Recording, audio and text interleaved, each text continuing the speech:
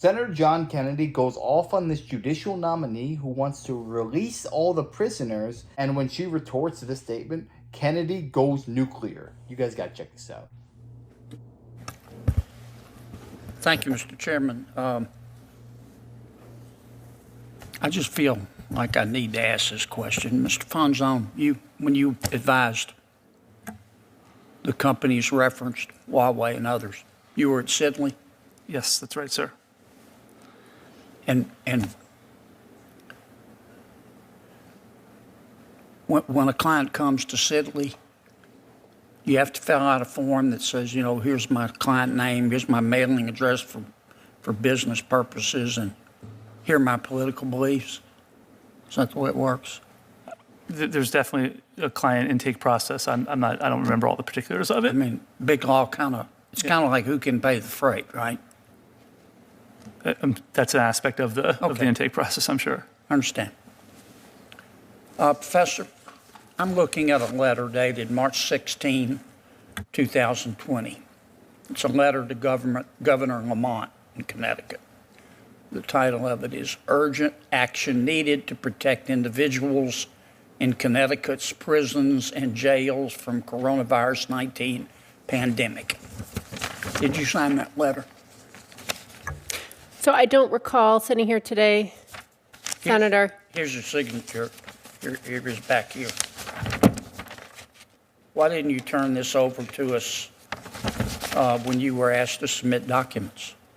So, Senator, I made every effort to search for everything that I had ever signed. That's not a letter I remember, but I will certainly take a look at that. And we found it just with a search on the internet. So I apologize, Senator. I apologize. In your letter to the governor, here's what you say.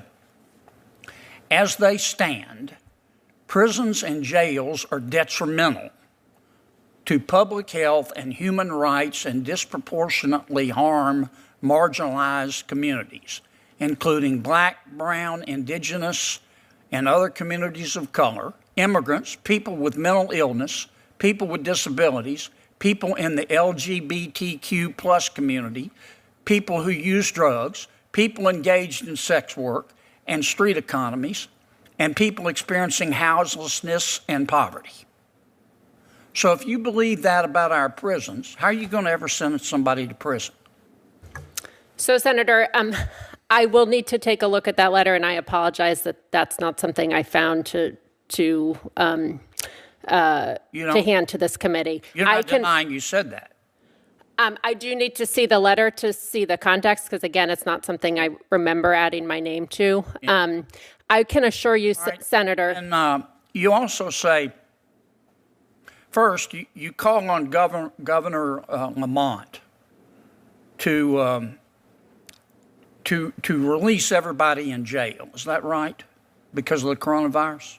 So again, Senator, I would need to see that letter in front of me. It certainly was not. You can find it just put your name into Google. You'll find it in about 3 nanoseconds.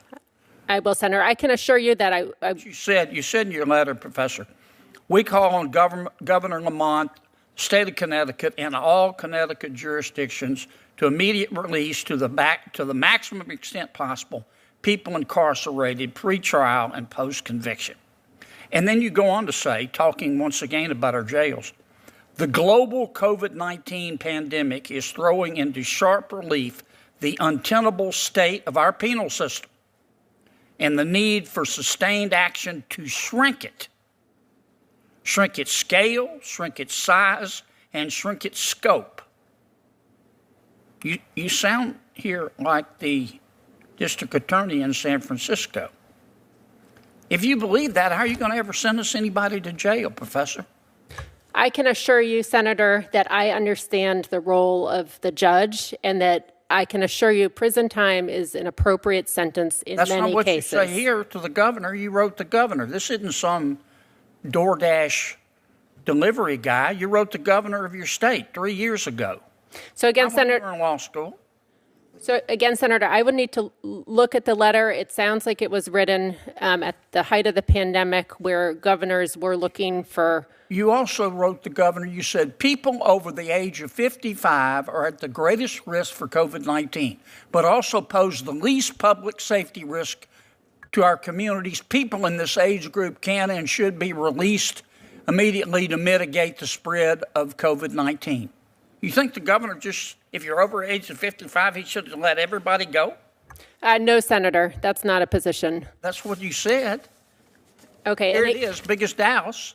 Again, Senator, I will look at that letter. I can assure you that. Find it on Google, Professor. You also say Governor Lamont should issue an executive order to direct the state's attorney offices and law enforcement entities, including the town and city police departments, and any federal law enforcement entity operating within the state to immediately cease adding to the incarcerated prison population given the high risk of infection posed by the population increase. You asked the governors to tell every law enforcement official in the state to stop arresting people and putting them in jail, didn't you? So again, Senator, I have to look at that letter. I do think there were modifications that the governors were making around the country to respond to the pandemic. You also had an opinion in your letter about, can I have another 30 seconds, Mr. You had an opinion in your letter about immigration. You said immigration detention poses the same health risk to jails and prisons, and Connecticut law enforcement must stop feeding people into the unsafe and inhumane immigration detention system. Then you say Governor Lamont should release all individuals currently in state custody who are waiting transfer to ICE custody, and the governor should declare a moratorium on all such future transfers. How, if somebody is in our country illegally and commits a crime, are you going to put them in jail if you believe this about immigration? Senator, I can assure you, were I so fortunate to be confirmed, I would treat crimes seriously. That's not what this letter says, Professor, and it was 3 years ago. It wasn't when you were in law school, and you didn't turn it over to us. We had to find it on our own.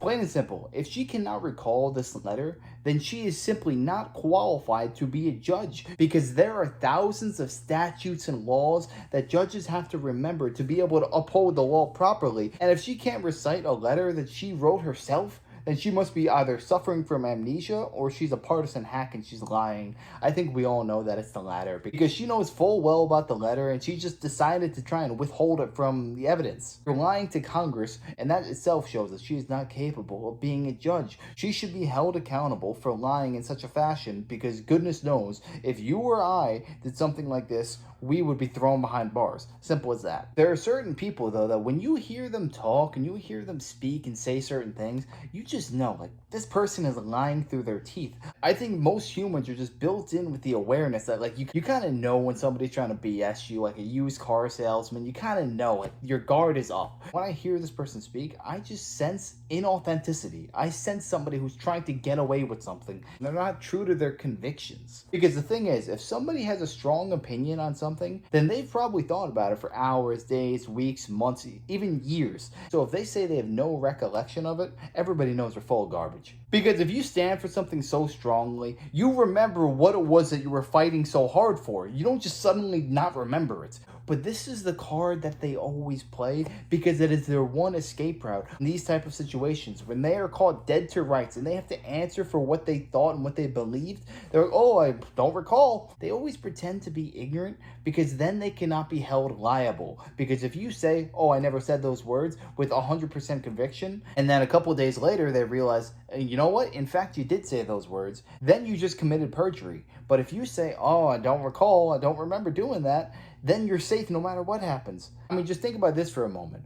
What type of judge doesn't think that people should be incarcerated for committing crimes? Because I'm telling you what right now, if we lived in a society where people could commit crimes with free will and they would never be held accountable, we're not living in a society. We are living in an Orwellian dystopia, and people aren't going to enjoy that life because it's hell on earth. But let me know your thoughts on this down below. Do you think that she actually genuinely forgot what she said, or she was just trying to lie to Congress and get away with it? Let me know your thoughts. I'd love to hear that. And if you enjoyed, make sure to smash on like, comment, subscribe, and wish you guys nothing but the best.